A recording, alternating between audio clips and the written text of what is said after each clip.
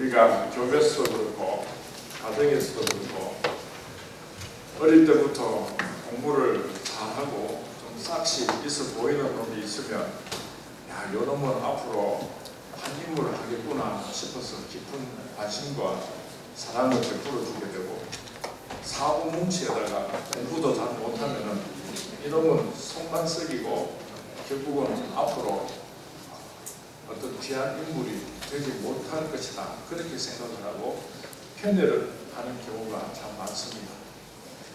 우리 아버님에게는 제 누나가 하나 있고 아들이 셋, 1녀 3남을 주셨는데 제가 맏아들입니다. 누나도 공부를 잘하고 동생들도 공부를 잘했는데 저는 공부를 꼭 중단을 했습니다.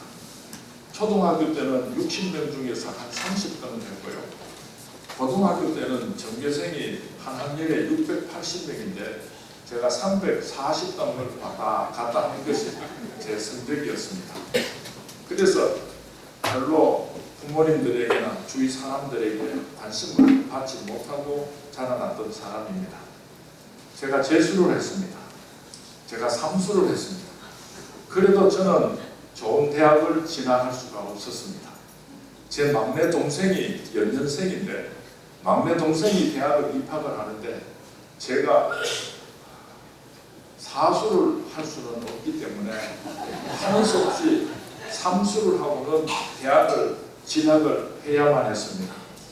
요즘은 예능 계열의 대학을 진학하는 것이 참 어렵습니다. 몇 년 동안 레슨을 받고 준비를 해야 그렇게 음대나 이대나 입학을 할 수가 있지만은, 그 당시에 음악과 중에서도 피아노나 바이올린은 몇 년씩 레슨을 받고 그렇게 대학에 입학을 했지만은 성악과는 참 아주 쉬운 그런 입학하기가 쉬웠습니다. 합격. 제가 교회에서 자라나니까 어릴 때부터 성가대를 하고 그렇게 늘 교회에서 찬송을 부르면서 자라나니까요, 조금 다른 사람들보다도 노래를 잘할 수가 있었습니다. 제 성격을 가지고는 일반 대학은 진학할 수가 없었지만은 성악과는 입학을 할 수가 있었습니다. 친구들이 길거리에서 만나면 야 상민아, 너 어느 대학교 다니느냐, 전공이 뭐냐고 물으면은 그때마다 얼마나 쪽팔리고 창피했는지 몰라요. 내가 김행대학교 음악과 다닌다, 성악 전공한다, 이 말을 하는 것이 얼마나 부끄러웠는지 모릅니다. 저는 제가 팔자에도 없는 성악을 전공하게 되고 그래서 늘 하나님께 원망하는 마음이 참 많았습니다. 세월이 지나고 음악대학을 졸업하고 신학을 하고 목사가 되고 나니까요, 하나님께서 그것이 내게 얼마나 큰 축복인 줄을 저는 비로소 알게 되었습니다. 여러분, 한국 사람들 싸움하면 누가 이기죠? 목소리 크게 이기죠. 제가 목소리가 커지니까요, 세상에 뭐 탐해고 재직해고 뭐 하나도 금단하게 없어요. 예배 시간에 설교를 하는데 성도님들이 은혜를 받지를 못하고 꾸벅꾸벅 졸면은요, 그만 원고 덮어버리고 주님의 높고 위대하심을 찬송가 한번 착 부르고 그렇게 축도하고 마치면은요, 우리 대구 성문교회 성도님들은 목사님 찬양에 큰 은혜 받았습니다. 감사 헌금을 드리는 사람이 참 많습니다. 그래서 쫓겨나지도 않고 제가 지금까지도 목회를 잘하고 있습니다. 여러분들 가정이나 여러분이 가르치는 여러분의 제자들 가운데 공부 좀 못하고 속 썩이는 놈이 있어도요, 편애하지 마시고 그놈들도 저놈이 커서 앞으로 훌륭한 놈이 될 것이라고 하는 믿음을 가지고 그렇게 사랑해 주시면 좋겠습니다. 제가 상주까지 와서 또 우리 선배님, 형님 목사님께서 목회하는 교회에 왔으니까 먼저 찬양으로 하나님 영광을 올려드리고 또 우리 상주에 있는 모든 교사 선생님들에게 인사를 하고 그렇게 말씀을 전가하도록 하겠습니다.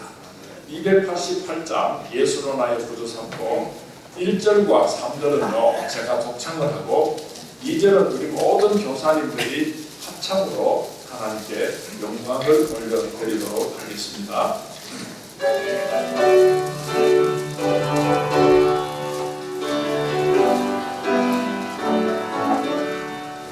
예수를 너희의 구주 삼고 성령과 피로써 거듭나니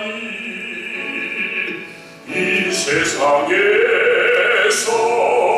내 영혼이 하늘의 영광 누리도다. 이것이 나의 간정이요 이것이 나의 찬송일세. 나 사는 동안 끊임없이 구주를 찬송하리로다. 온전히 주의 말이 되어 사랑의 음성을 듣는 중에 천사를 왕래하는 것과 하늘의 영광 보리로다. 이것이 나의 간증이요 이것이 나의 찬송일세. 나 사는 동안 끊임없이 구주를 찬송하리로다. 주 안에 기쁨 너림으로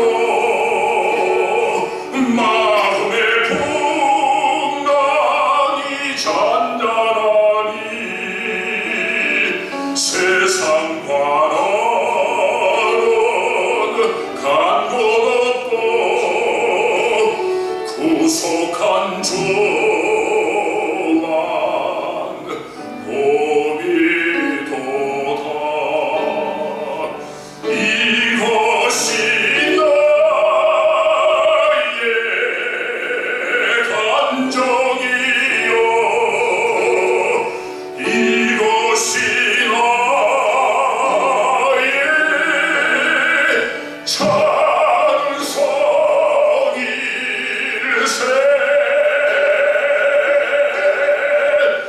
나 사는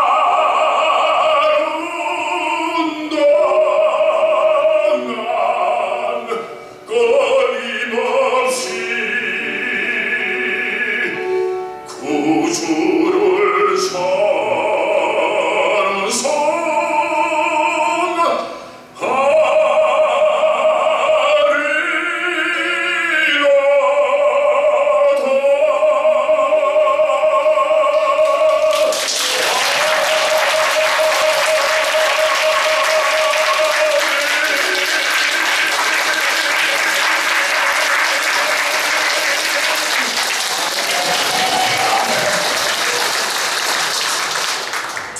저는 신이 나면요 아무도 안 시켜도 또 찬송 부릅니다.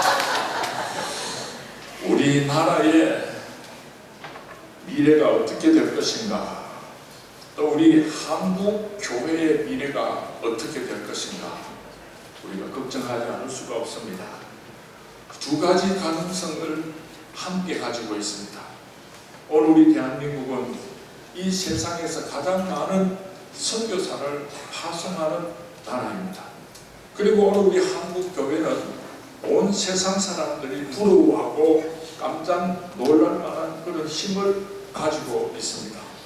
우리 대한민국은 이제 세계 10번째 경제 대국으로서 온 세상 사람들에게 부러움을 가지고 있습니다. 그러나 또 한 가지로 불안한 것은 우리 한국의 경제의 미래를 그 누구도 장담할 수가 없습니다.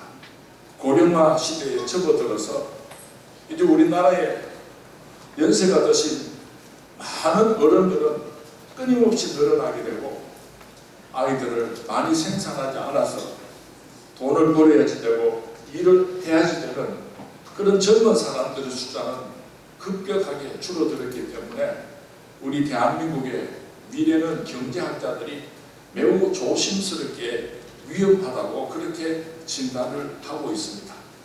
오늘 현재는 우리 한국교회가 세계적인 큰 교회들을 많이 가지고 있습니다.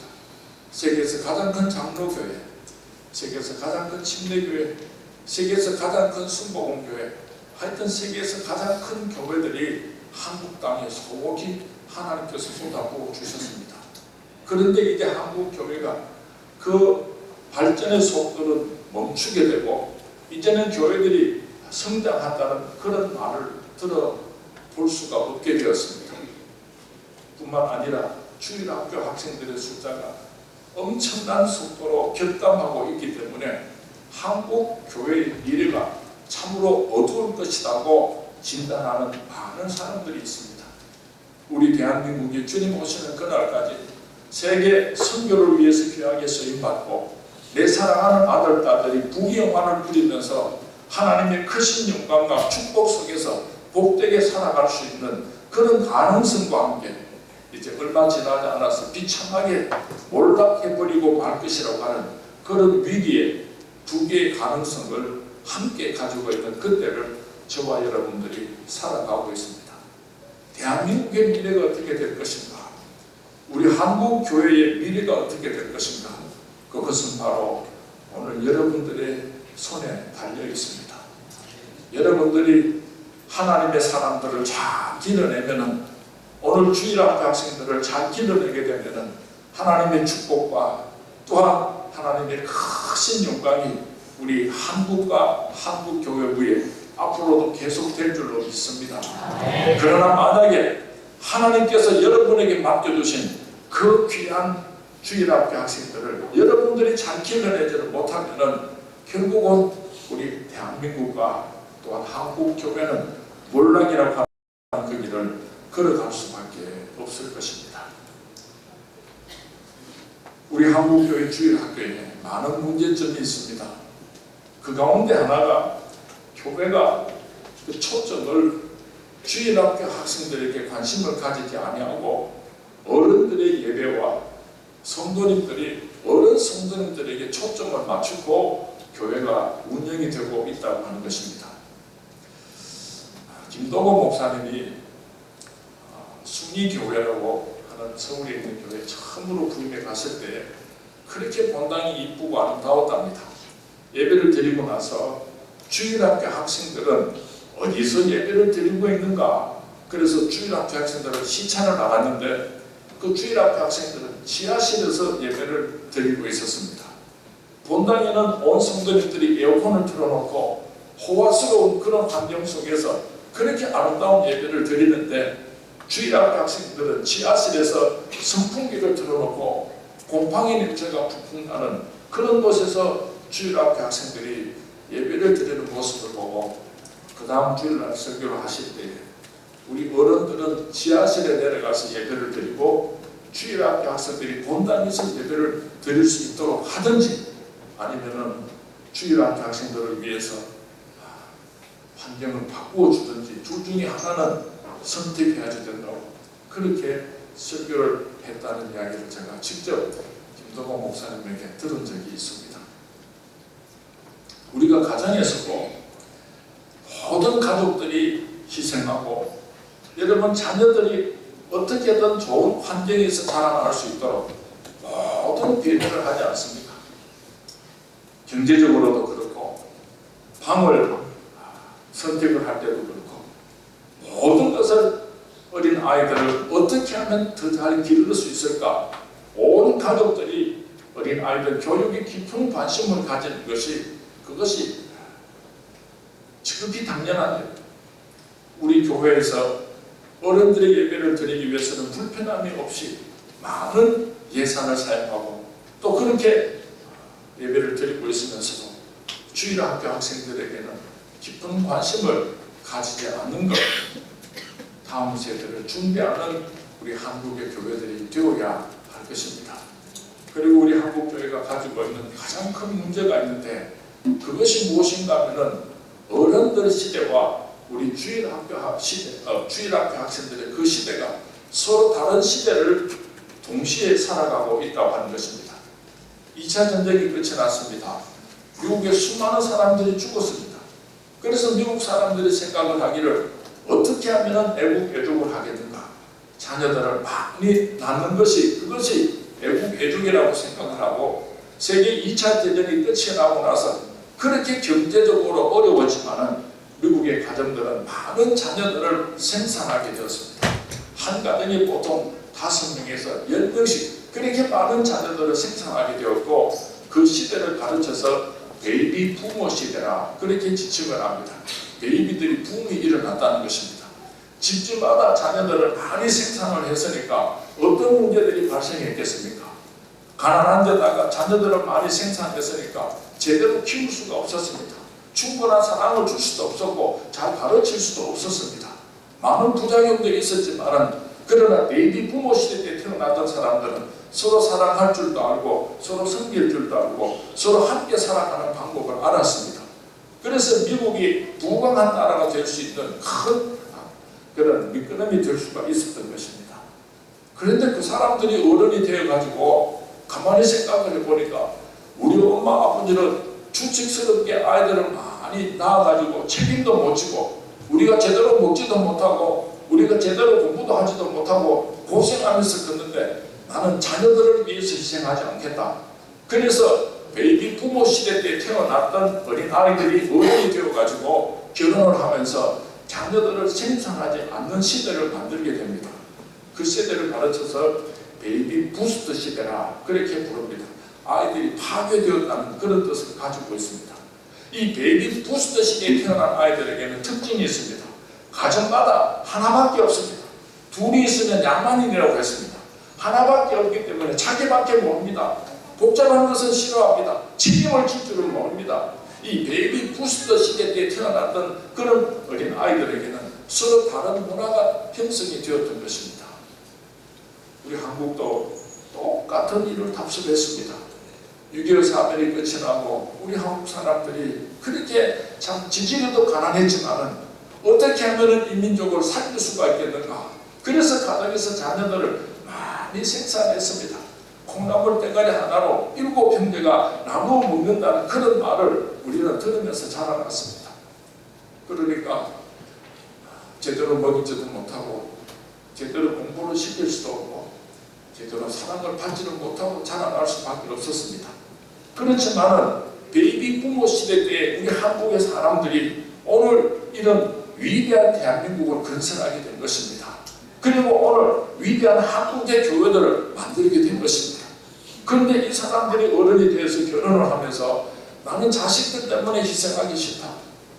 우리 엄마 아버지가 추측스럽게 아이들 많이 낳아가지고 우리들에게 제대로 해준 것도 없는데 나는 자녀들을 위해서 희생하지 않겠다.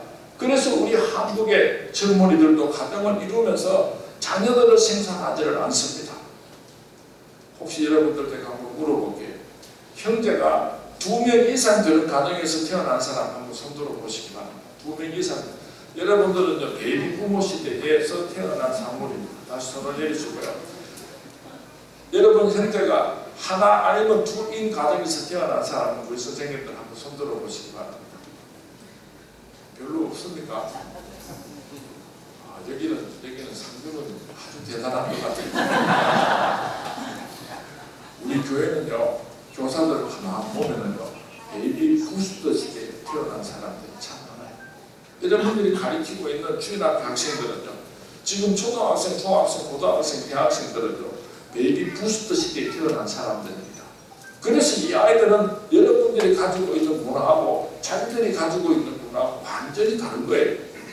미국에서는 한국 교회 안에서 영어로 예배를 보고 또 한국말로 예배를 보고 서로 다른 예배를 드리게 되는데 그것은 말이 통하지 않기 때문에 그래서 다른 예배를 드리는 것이 아니고 더 중요한 이유는 이민 1세대 어른들의 문화와 미국에서 태어나서 자라난 그 2세들의 문화가 너무나 차이가 많이 나기 때문에 같이 예배를 드릴 수가 없는 거예요. 그래서 따로 예배를 드리는 겁니다. 오늘 우리 한국교회 안에서도요, 어른들이 가지고 있는 신앙과 전통과 이제 여러분들이 가르치고 있는 주일학교 학생들의 그들의 생각과 그들의 경험은 서로 완전히 다른 것입니다. 그래서 어른들이, 그래서 오늘 선생님들이 주일학교 학생들에게 죽을 힘을 다해서 열심히 가르치는데도 불구하고 선생님과 그 아이들하고는 마음의 문이 활짝 열리지를 못하는 것입니다. 한 12년이 지난 것 같습니다. 우리 교단에서 하는 전국 동계 수련회, 중고등부 청년 대학생들이 함께 모여서 동계 수련회를 하게 되면은 그 당시에 한 2,000명에서 3,000명씩 그렇게 모여서 전국에서 모인 청소년들이 함께 수련회를 가질 때 제가 강사로 청빙을 받아간 적이 있습니다. 그 다음 해에 또 와서 강사가 되어달라고 또 청빙이 와서 또 그 다음 해에도 제가 가서 말씀을 전달을 했습니다. 또 그 다음에 또 제게 와서 강사가 되어달라고 청을 해서 제가 물어봤습니다. 아니 우리나라에 그렇게 좋은 강사님들이 많은데 왜 하필이면 나 같은 사람을, 시골에 있는 사람을 3번씩이나 영어포 강사로 부릅니까? 전정 설교를.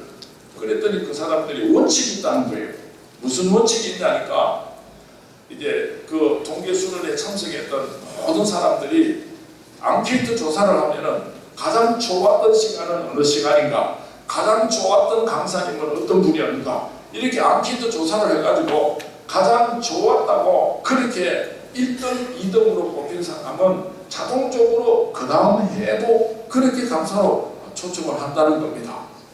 제가 영어스럽기도 하고 궁금한 것도 있어가지고 그러면 제가 몇 등 했습니까? 물으니까요 2등을 했대요. 그 1등은 누가 했습니까? 저도 남다니까 자존심 있잖아요. 그랬더니요 이창수 목사님이 1등 했대요. 자, 어떻게 해서 이창수 목사님은 1등을 하고 나는 2등을 했을까 궁금하잖아요. 그 3번째 가서 말씀을 증거하고 첫째 날 밤에 제가 말씀을 증거하고 둘째 날 밤에는 이창수 목사님이 말씀을 증거하는데 이창수 목사님은 저랑 아주 친합니다.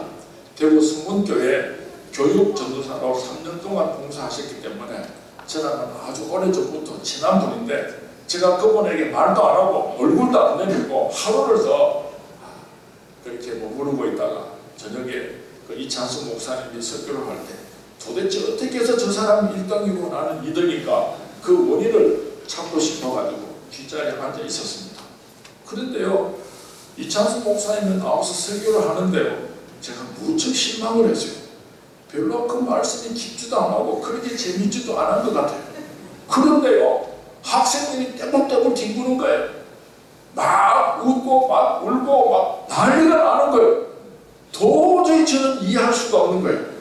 아니 저게 무슨 그렇게 재밌는 이야기고 어떻게 저런 이야기가 그렇게 감동적인 이야기인지 어른이 나이가 더 많은 제가 들을 때는요 도무지 가슴이 와서 닿지를 않아요. 그런데요 이창수 목사님은 중고등학생들하고 눈높이를 똑같이 하는 거예요. 그들이 사용하는 언어를 그대로 사용하고 그들의 문화 속에 그대로 들어가서 이야기를 하니까 낄낄거리고 웃고 막 난리가 난 거예요. 막 은혜를 받고 회개하고 눈물이 쏟아지는 거예요. 제가 설교를 하는 거는 나이 많은 꼰대 하나가 와서 설교를 하는데 열심히 설교를 하니까 들어주자. 저 사람이 저렇게 정성껏 뭐 우리한테 뭔가 막 하려고 몸부림을 치는데 정성을 봐가지고 우리가 좀 들어주자. 그렇게 제 설교를 들었다면요 그 이창수 목사님의 설교는 자기들 이야기인 거야. 그렇게 좋아하더라고요. 내가 참 어리석었구나. 내가 옳찬이가 아니구나. 그래서 그 다음부터는요 물론 부르지도 않았지만 다시 나왔습니다.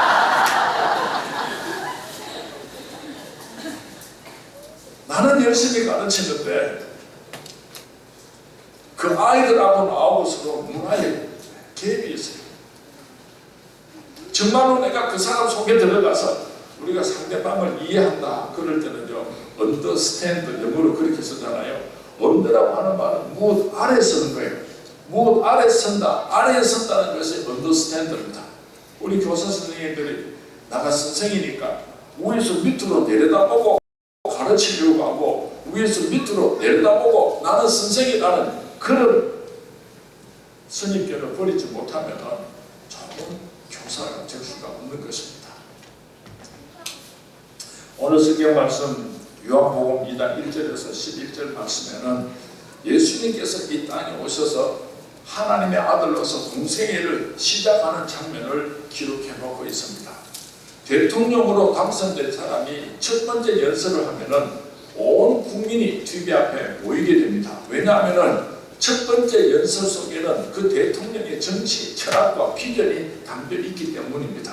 내가 앞으로 이 나라를 이렇게 아름다운 나라로 만들어 가겠습니다 하는 청사진을 가지고 있기 때문에 온 국민이 관심을 가지고 귀를 기울이는 것처럼 사람의 몸을 입고 이 땅으로 찾아오신 예수님께서 첫 번째 이적을 행하실 때는 왜 예수님께서 사람의 몸을 입고 이 땅으로 찾아오셨는가? 예수님께서는 무슨 일을 하시려고 이 땅으로 찾아오셨는가? 그런 깊은 비밀을 첫 번째 이적 사건 속에 담고 있는 것입니다. 예수님께서 어디서 이적을 일으킴으로 공생의 사역을 시작하셨습니까? 오늘 요한복음 2장 1절에 보면은 가나 혼인 잔치집에서 예수님께서는 사역을 시작하셨습니다. 하나님께서 이 세상을 창조하시고 하나님께서 아담과 하와를 축복하셨습니다. 생육하고 번성하여 땅에 충만하라. 하나님께서 우리 온 세상과 우리 인간들을 창조하시고 보시기에 심히 좋아하더라. 보시기에 심히 좋아하더라. 얼마나 하나님께서 기뻐하시고 영광을 받으셨습니까? 그러나 아담과 하와가 불순종하고 선악과를 따먹음으로 말미암아 에덴 동산에서 쫓겨났습니다. 영원히 죽을 수밖에 없게 되었습니다. 이제는 하나님을 아버지라고 부를 수도 없게 되고 우리는 영원한 하늘나라에 들어갈 수 없는 저주받은 인간이 되고 말았습니다. 그런 불쌍한 인간들을 하나님께서 포기하실 수가 없어서 독생자 예수님을 이 땅에 보내어서 잃어버린 에덴 동산의 기쁨을, 잃어버린 잔치집의 기쁨을 회복시켜 주시려고 예수님께서 사람의 몸을 입고 이 땅으로 찾아오신 것입니다. 그렇다고 한다면 예수 믿는 사람은 잔치집입니까? 초상집입니까? 왜요? 예수님 때문에. 초상집인데 문제가 생겼습니다. 예수님께서 오셔서 그 문제들을 해결해 주기 때문에 예수 믿는 사람은 잔치집이 되어야지 되는 것입니다. 여러분이 가정이 예수 믿는 가정이면 잔치집이 되어야 됩니까? 초상집이 되어야 됩니까? 잔치집이 되어야죠. 여러분의 섬기는 교회가 잔치집이 되어야 되겠습니까? 초상집이 되어야 되겠습니까? 잔치집이. 왜요? 예수님께서 그 문제를 해결하기 위해서 이 땅에 내려오시기 때문에 예수님을 모신 사람은 잔치집이 되어야 되는 것입니다. 자, 도전을 드리도록 하겠습니다. 교사 선생님 여러분은 잔치집입니까? 초상집입니까? 여러분은 잔치집이 기쁨이 넘쳐나지 되는 것입니다. 전도를 할 때에 예수 안 믿는 사람은 사등사등해서 한 번만 우리 교회 가자, 한 번만 우리 교회 가자. 그래서 그 사람이 한 번 안 가주면은 내가 저 사람한테 달달 볶이겠거든. 약속해라. 한 번 딱 가줄 테니까 두 번 다시 말하지 마라. 그래서 억지로 한 사람을 내가 섬기는 교회에 데리고 왔습니다. 그런데 이 사람이 난생처럼 교회에 왔는데 목사님 설교도 막 무시무시하고 교원들이 웃지도 안 하고 냉랭하고 이러면은 예배 보고 나서 돌아가면서 아이고 틈쯤없다. 나는 다시는 안 갈라. 어느 미친놈이 교회 오고 싶어 하겠습니까? 난생 처음 교회에 왔는데 목사님 말씀을 들으니까 잘 모르지만은 막 가슴이 뜨겁고 막 눈물이 나고 마음이 편안해지고 성도님들이 쳐다보면서 막 웃으면서 사랑한다고 안아주고 이러니까 너무너무 좋아가지고 예배를 마치고 돌아나가면서 야 이놈의 새끼야 이렇게 좋은데 와 이제 데리고 와 이래야지 전도가 안 되겠습니까? 여러분들은 잔치집이 되시기를 주님의 이름으로 축원을 드립니다. 우리 어린 아이들을 가르칠 때요 너무 무서우면 안 돼요. 교회 오는 것이 잔치집이고 다시 오고 싶고 그래야지 좋은 교사가 될 것입니다. 여러분 인생이 잔치집의 주인공이 될 수 있기를 주님의 이름으로 축원을 드립니다. 미국의 목사님들이 한국 교회가 기적적으로 부흥을 했다고 하니까 도대체 한국 교회가 저렇게 성장한 비밀이 무엇인가? 우리 한국 교회를 좀 배우도록 하자. 그래서 미국에 수십 명의 목사님들이 한국 교회를 배우려고 관광을 왔답니다. 세계에서 제일 큰 장로교회, 세계에서 제일 큰 감리교회, 세계에서 제일 큰 침례교회, 하여튼 세계에서 제일 큰 교회들이 한국 땅에 수목이 있으니까 미국에서 온 수십 명의 목사님들이 이제 한국 교회를 쭉 돌아보면서 그렇게 공부도 하고 예배도 같이 들었습니다. 그리고 그 미국 목사님들이 미국으로 돌아가면서 한국 목사님들하고 같이 식사를 하고 좌담회를 하는 시간을 가졌습니다. 미국 목사님들이 한 가지 공통적인 질문을 가지고 나왔습니다. 한국의 교회들은 초교파적으로 예배를 드릴 때 너무 결단하고 엄축해가지고 우리가 숨을 쉴 수가 없었습니다. 도대체 한국 교회가 그렇게 예배를 드리는 이유가 있습니까? 하고 질문을 하니까요, 한국 목사님들이 할 말이 없어. 그저 바라보고만 있지, 눈치만 보고 있어요. 그런데 한 목사님이 손을 들고 일어나가지고 우리 한국 교회는 예수님께서 날 위하여 십자가에 못 박혀 죽어주신 것을 생각을 할 때 너무 고맙고 함성해가지고 웬 말인가 날 위하여 주 돌아가셨나. 주님의 십자가를 생각할 때 너무너무 감격스럽고 너무너무 감사해서, 그래서 우리가 감격적으로 그렇게 결단하게 예배를 드립니다. 그렇게 말을 하니까 한국 목사님들이 그렇다고 그랬더니요, 미국 목사님 한 사람이 이렇게 말을 하더랍니다.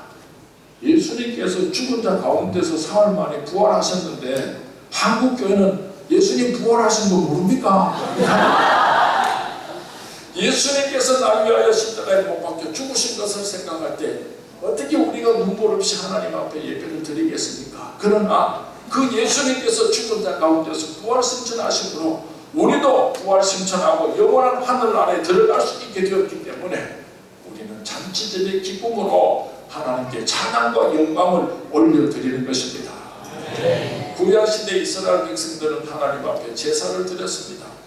제사를 드릴 때는요, 기쁨이 없습니다. 죄를 지어서 그 죄를 용서받기 위해서 피의 제사를 드리는데 하나님 앞에 나오면 이스라엘 백성들이 벌벌 떨었어요. 감히 고개를 들 수가 없었습니다. 예수님께서 십자가에 못 박혀 죽으실 때에 성소의 휘장이 윗사리로 쫙 찢어지면서 누구든지 예수 그리스도의 이름으로 하나님 앞에 나아갈 수 있는 제사장이 되었습니다. 오늘 우리가 하나님 앞에 예배를 드리는 것은 죄를 용서받기 위해서, 구원을 이루기 위해서 하나님 앞에 제사를 드리는 것이 아니고 이미 예수 그리스도를 통해서 구원함을 받았습니다. 이미 우리는 천국 백성이 되었습니다. 그래서 하나님 앞에 찬양과 영광으로 하나님께 영광을 올려드리는 것, 이것이 바로 예배의 참된 모습인 줄로 믿습니다. 여러분들이 주일학교 학생들을 가르칠 때 너무 엄숙하고 너무 경건하게 가르치지 마세요. 잔치집의 기쁨을 가르쳐 주시는 그런 귀한 교사님들이 되어주시기를 주님의 이름으로 부탁을 드립니다. 교회 오고 싶고요, 여러분들이 보고 싶어서 견딜 수가 없어요. 왜? 가정에도 학교에도 세상에는 그런 잔치집의 기쁨이 없지만은 교회 오면은 교사 선생님만 보면은 잔치집의 기쁨이 거기 있기 때문에 오고 싶어서 견딜 수가 없는 그런 좋은 교회, 그런 좋은 교사님들이 주어주시기를 주님의 이름으로 부탁을 드립니다. 예수님께서 이 잔치집에 와서 보니까 문제가 생겼습니다. 잔치를 이스라엘 백성들은 보통 3, 4일을 하는데 돈이 많은 사람들은 엿새 동안 잔치를 하는 사람들도 있다고 합니다. 그러나 1회 동안 잔치를 못하는 것은 안식일 때문에 엿새 동안 잔치를 하는 부자들도 있는데, 잔치 도중에 밥이 떨어졌든지 김치가 떨어졌든지 그러면 얼른 또 이렇게 만들어가지고 대접을 할 수 있지만 포도주가 떨어진지라 이스라엘 사람들은 물이 너무 나쁘기 때문에요, 물을 그냥 음료수로 마실 수가 없습니다. 그래서 포도주를 담그어서 귀한 손님이 오면은 그 포도주를 음료수로 제공을 하는 것이 그 당시 풍습인데, 오늘 잔치집에 포도주가 떨어졌습니다. 큰 낭패가 일어난 것입니다. 예수님께서 물이 변하여 포도주가 되는 기적을 일으켜 주심으로 잔치집의 기쁨을 회복시켜 주셨습니다. 왜 예수님께서 이 땅으로 찾아오셨는가? 잃어버린 우리 모든 인간들의 불행의 원인들을 해결하시고 잔치집의 기쁨을 회복시켜 주시려고 예수님께서 이 땅에 찾아오신 것입니다. 여러분들이 예수님께서 맡겨주신 귀한 주일학교 학생들이 잔치집의 기쁨을 회복시켜주는 그런 교사 선생님들이 되어주시기를 주님의 이름으로 축원을 드립니다. 어떻게 해서 물이 변하여 포도주가 되는 기적이 일어났습니까? 예수님께서 물을 주는 자에게 가지고 와서 그 항아리 부어라. 그리고 그 항아리 물을 잔치집에 참석한 사람들에게 나누어 주어라. 그렇게 말씀을 했습니다. 그때에 종들이 생각을 하기를 과학적으로, 논리적으로, 합리적으로, 경험적으로 그렇게 생각을 하고 어느 놈 죽일 일이 있나? 오늘 이 집에 포도주가 떨어졌는데 물을 떠다가 갖다 주라고 그렇게 생각을 하고 불순종을 했다면 물이 변하여 포도주가 되는 기적은 일어날 수가 없었을 것입니다. 예수님께서 그렇게 말씀하시니까 순종할 때에 물이 변하여 포도주가 되는 기적이 일어난 것입니다. 교사 선생님 여러분들요, 정말 우리가 조심해야 되는 것이 있습니다. 주일학교 학생들에게 말씀을 가르치기 위해서 여러분들이 그 말씀을 준비하다가 이거는 과학적으로 안 맞는 것 같아, 이거는 상식적으로 안 맞는 것 같아, 여러분 함부로 그렇게 하나님의 말씀을 고치지 마세요. 하나님의 말씀을 말씀으로 그대로 가르치고 증거하는 교사님들이 되어주시기를 바랍니다. 순종할 때에 물이 변하여 포도주가 되는 기적이 일어났습니다. 우리 교사 선생님 여러분들이 먼저 그 말씀에 순종함으로 내가 먼저 물이 변하여 포도주가 되는 기적의 주인공이 될 수 있기를 주님의 이름으로 축원을 드립니다. 이 세상에서 가장 불쌍한 목사가 있습니다. 이 세상에서 가장 불쌍한 교사 선생님이 있습니다. 그것은 어떤 사람인가 하면은 자기는 그 말씀을 먹지도 않고 자기는 그 말씀을 순종하지도 않고 가르쳐 주기 위해서, 설교하기 위해서 하나님의 말씀을 읽고 준비하는 사람은 참으로 불쌍한 사람. 내가 그 말씀을 깊이 묵상을 하고 그 말씀을 가르치려고 그렇게 기도하다가 하나님께서 내게 주시는 음성을 듣고 떼굴 굴면서 통곡하고 울고 회개하는 역사가 여러분에게 나타날 수 있게 되기를 바랍니다. 내가 먼저 그 말씀을 먹고 내 삶에 적용을 하다가 너무 고맙고 감사하고 기뻐서 춤을 추면서 이 축복의 말씀을 내가 가르쳐주고 싶어서 빨리 주일날이 되었으면 그런 즐거움도 여러분들에게 나타날 수 있게 되기를 주님의 이름으로 축원을 드립니다. 여러분들이 먼저 그 말씀을 받고 물이 변하여 포도주가 되는 기적을 체험하게 될 때에 너도 나와 같이 되기를 원하노라. 내가 하나님의 말씀으로 이렇게 물이 변하여 포도주가 되는 기적의 주인공이 된 것처럼 너도 나와 같이 되기를 원하노라. 부끄럽지 않게 가르칠 수 있는 그런 교사 선생님이 될 수 있기를 주님의 이름으로 부탁을 드립니다. 자기는 믿지도 아니하고 자기는 먹지도 아니하고 자기에게서는 아무런 역사도 나타나지 않았는데 그것을 하나님의 말씀이라고 어떻게 주일 앞에 학생들에게 가르칠 수가 있겠습니까? 몸부림치시기 바랍니다. 그 말씀에 순종하려고 몸부림치시기 바랍니다. 그 말씀의 깊은 뜻을 깨달으려고 눈물로 기도하시기 바랍니다. 내게 하나님께서 은혜를 베풀어 주시고 나에게 일어난 놀라운 물이 변하여 포도주가 된 그 기적을 체험해가지고 부끄럽지 않게 너도 나와 같이 되기를 원하노라. 그렇게 가르칠 수 있는 교사 선생님들이 되어주시기를 주님의 이름으로 부탁을 드립니다. 예수님께서 이 땅에 계실 때에 교사로서 귀한 모범을 보여주셨습니다. 여러분 이 세 가지를 꼭 마음속에 기억하시기를 바랍니다. 예수님께서는 말씀에 권세가 있었습니다. 성난 파도를 보고 바다야 잠잠하라. 그러면 그 성난 파도가 잠잠했습니다. 죽은 나사로를 보고 나사로야 일어나라. 그러니까 죽은 나사로가 벌떡 일어났습니다. 우리 교사 선생님들도 주일학교 학생들에게 말씀을 전가할 때 이런 여건을 가지고 담대하게 선포하는 귀한 교사들이 되어주시기를 주님의 이름으로 부탁을 드립니다. 두 번째로는요, 좋은 교사는요, 친구로서의 교사입니다. 예수님께서 이 땅으로 찾아오실 때요, 하나님의 아들로서 이 세상에 찾아오셨다면 감히 인간들이 두려워서 예수님 곁으로 갈 수가 없었을 것입니다. 너무나 영광스러워서 감히 예수님을 친구라고 부를 수가 없을 것입니다. 예수님께서는 사람의 몸을 입고 이 땅으로 찾아오셨습니다. 그래서 우리는 죄짐 맡은 우리 구주 어찌 좋은 친구인지 예수님을 친구라고 부르는 거예요.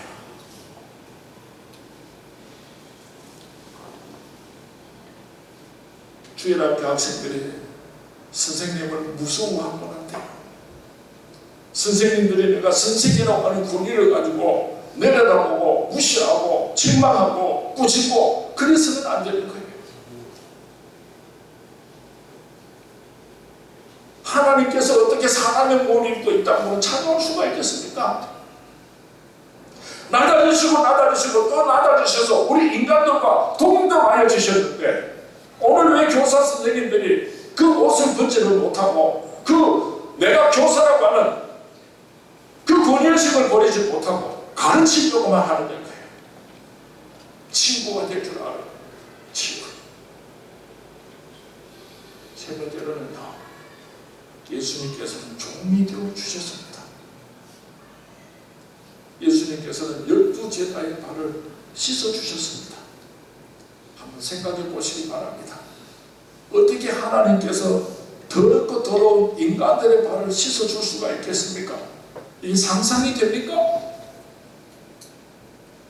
우리가 개미 속 발가락을 씻어준다 하면 그걸로 혹시 이해가 되는지 모르지만 이 우주를 창조하신 하나님께서 그 예수님께서 어떻게 더러운 인간들의 발을 씻어줄 수가 있단 말입니까? 예수님께서는 배반하고 팔고 도망간 형편없는 제자들의 발을 한 사람 한 사람 다 씻어주셨습니다. 사랑하는 교사 선생님 여러분, 종이 될 수 있기를 바랍니다. 정말 그들을 사랑하고 정말 그들을 존경하고 섬기고 그들의 발을 씻어줄 수 있는 그런 섬기는 종이 되는 교사들이 되어서 여러분을 통하여서 예수를 닮은 좋은 제자들이 많이 세워질 수 있게 되기를 주님의 이름으로 부탁을 드립니다. 오늘 잔치집에 초대받아 온 사람들이 이런 말을 합니다. 보통 잔치집에는 가면은 처음에는 좋은 포도주를 내었다가 시간이 지나가면은 나쁜 포도주를 가지고 오는데 오늘 어떻게 이 집에서는 더 좋은 포도주를 나중에 가지고 오는가 하면서 이 잔치집을 칭찬하고 있습니다. 예수 믿는 사람들은요, 세상 사람들에게 칭찬받을 가치 됩니다. 예수 믿는 사람들은요, 처음보다도 나중에 더 나아야지 됩니다. 주님의 몸된 교회는 날마다 부흥해야지 됩니다. 구원받는 사람의 수가 날마다 더해야지 그것이 참된 교회의 모습인 것입니다. 오늘 교회가 세상 사람들에게 손가락질 받습니다. 짓밟힘을 당합니다. 오늘 우리 교사 선생님 여러분들이 예수님의 그 짓밟힌 명예를 회복시켜줄 수 있는 그런 사명자로서 일어날 수 있게 되기를 주님의 이름으로 부탁을 드립니다. 하나님께서 살인자요, 핍박자요, 회방자와 같은 것을 충성되이 여기시고 한 영혼을 천하보다도 더 사랑하시는 하나님께서 내 양을 먹이라, 내 양을 치라, 저와 여러분에게 하나님의 아들과 딸들을 부탁하셨습니다. 어떻게 하면 우리가 저들을 하나님의 사람으로 길러낼 수가 있겠습니까? 말씀을 가르치실 때에 영권을 가지고 외칠 수 있게 되기를 바랍니다.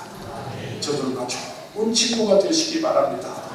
종이 되어서 저들의 발을 씻겨줄 수 있는 그런 귀한 교사님들이 되어주시기를 주님의 이름으로 축원을 드립니다. 우리 같이 한번 기도하기를 원합니다. 잔치집 같은 아름다운 교회를 만들기를 원합니다. 내가 잔치집 같은 교회의 주인공이 되기를 원합니다. 예수님께서 나에게 보여주신 그 복음을 따라서 나도 이런 교사가 되기를 원합니다. 부끄럽지 않게 나와 같이 되기를 원하노라. 나와 같이 되기를 원하노라. 그렇게 말할 수 있는 교사가 되게 하여 주시옵소서. 우리 다 같이 한번 통성으로 한 1, 2분 기도하는 시간을 갖도록 하겠습니다. 다 같이 기도합니다. 참 좋으신 하나님, 하나님의 말씀을 증거했습니다. 하나님 아버지여, 저희들의 연약함을 아시고 아버지를 지푸라기만도 못한 아이에게 주신 사명입니다. 아버지를 잔치집의 기쁨으로 회복시키는 이 귀중한 사명을 감당하는 우리